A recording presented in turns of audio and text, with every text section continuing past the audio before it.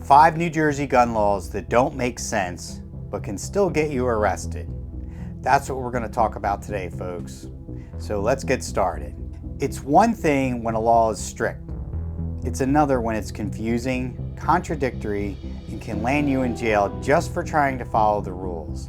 That's the reality in New Jersey.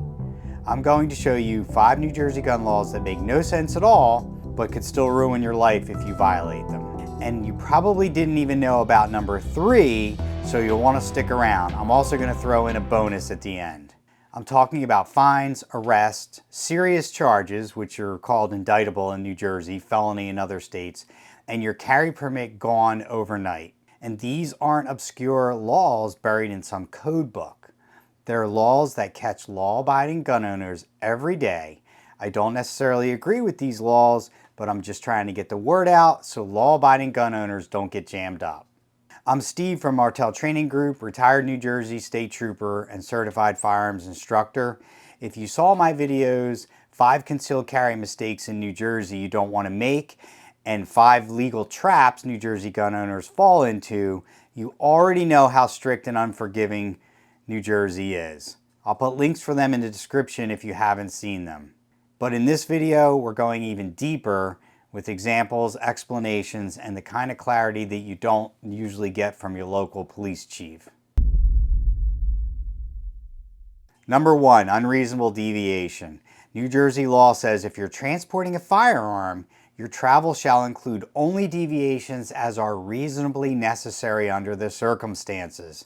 That sounds flexible, right? It's not.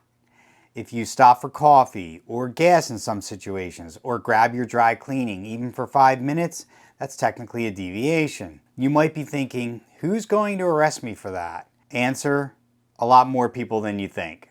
I've seen cases where gun owners were charged because the stop they made wasn't, quote, necessary enough in the eyes of either law enforcement or the prosecutor. Or law enforcement let them go, and they were charged later when a prosecutor reviewed the incident and decided their deviation was not, quote, reasonable under the circumstances. The New Jersey Attorney General's own memo explains that purpose and extent of the deviation will be examined.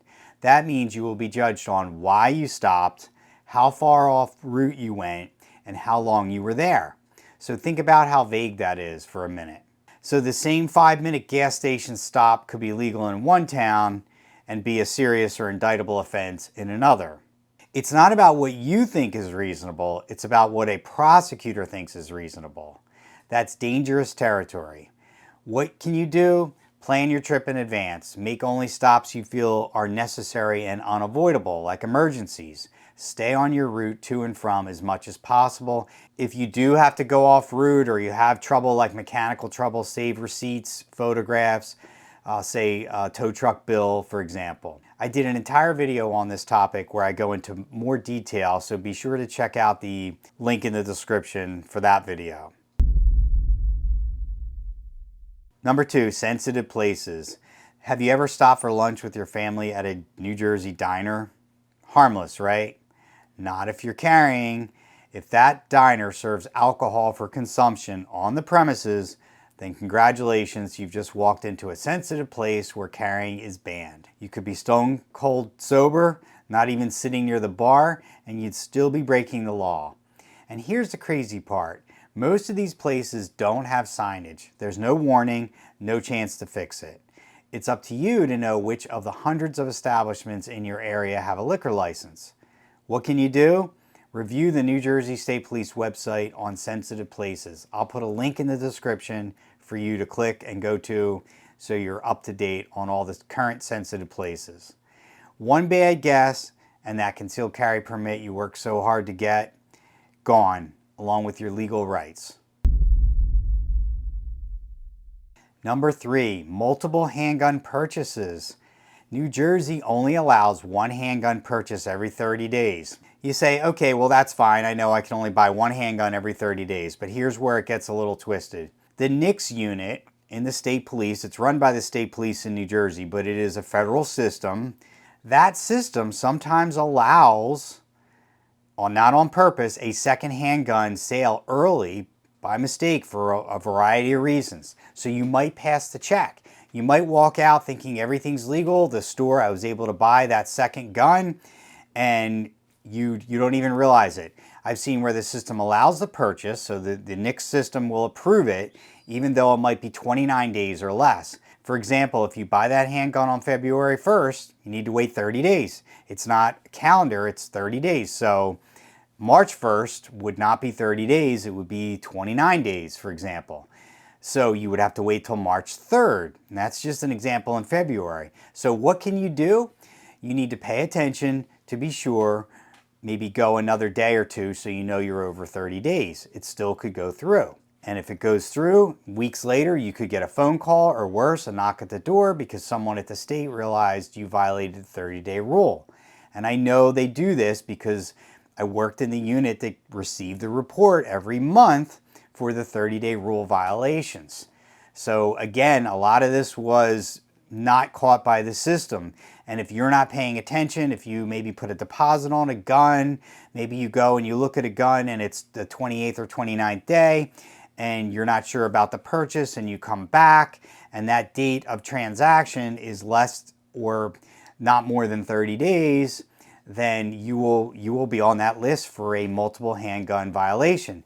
Now keep in mind, in New Jersey, a lot of people don't realize this, there is a way to buy more than one handgun within 30 days. It's called a multiple handgun exemption.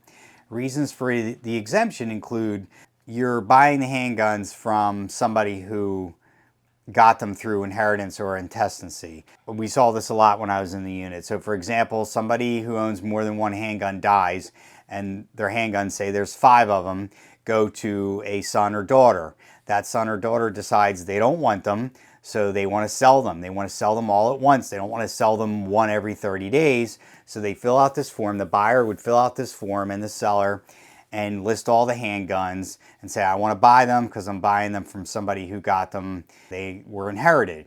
Another reason would be you're a gun collector and you need to buy more than one in the same transaction, because not doing so, you may not be able to get the deals or all the guns may not be available. The third reason is you're a competitive shooter and you need to buy more than one in the 30-day period because it's related to your competitive shooting and or training. So there is a way to get more than one handgun within the 30-day period in New Jersey, but you need to apply for the multiple handgun exemption first. In this case, where it's done by accident, you didn't intend to do it, it's still illegal. Even if the system let it go through, it doesn't matter. The burden is on you. So that's really not law. It's entrapment through bureaucracy, if you ask me.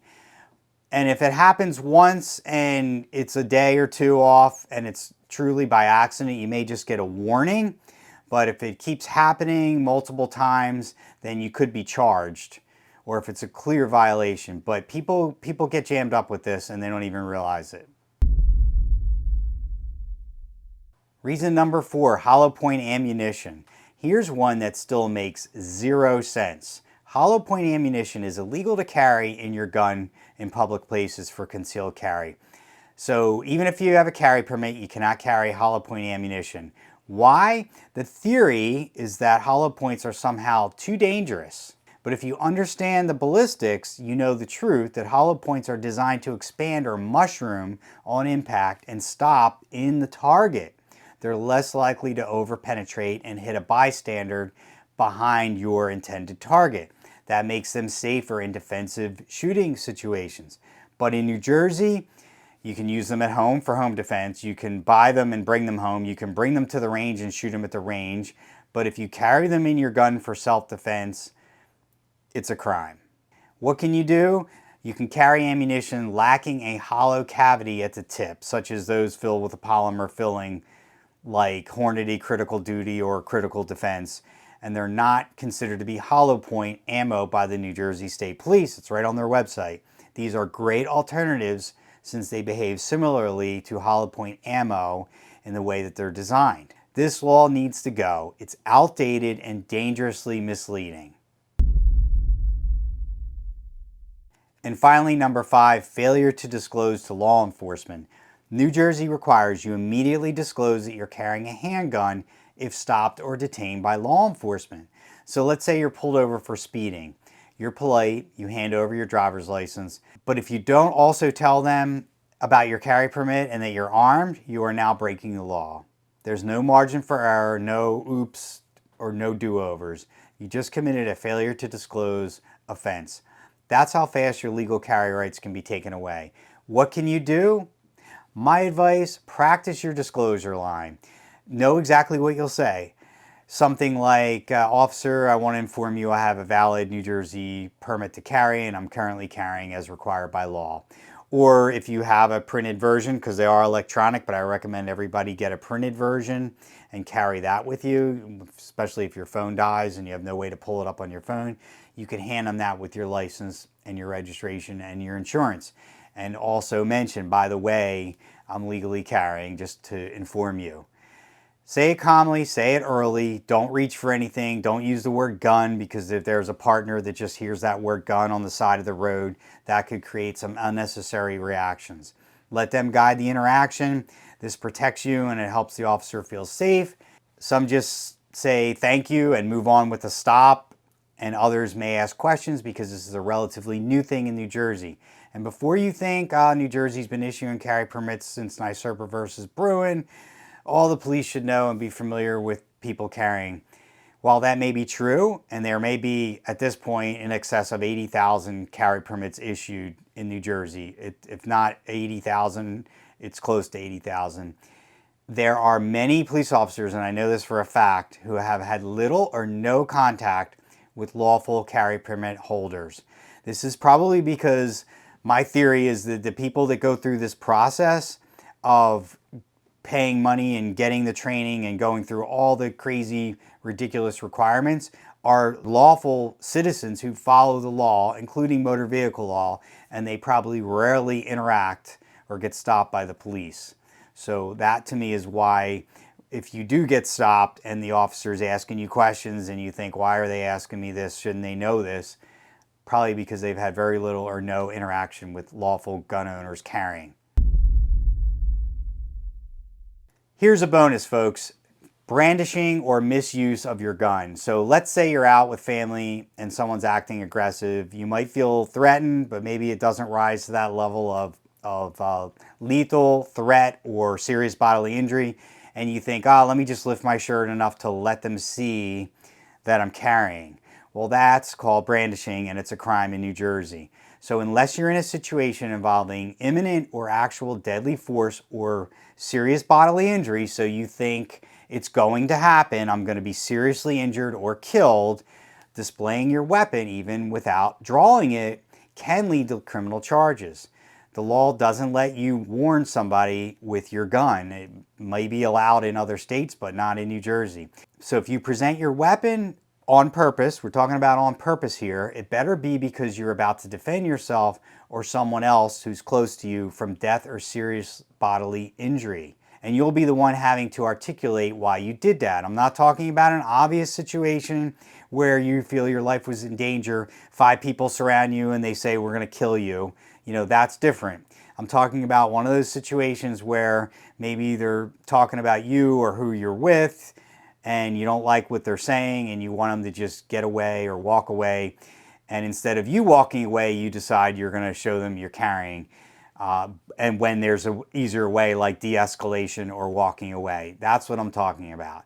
If it's an obvious situation where you're in fear for your life or serious bodily injury, different story. Otherwise, you're now going to be the one facing charges. And trust me, I've seen it happen to people who thought they were doing the right thing, because that other person will say, hey, I didn't do a thing, and that person showed me their gun and I felt threatened, and then you're the one facing charges. These laws don't make sense, but they still carry the full force of prosecution. That's the danger.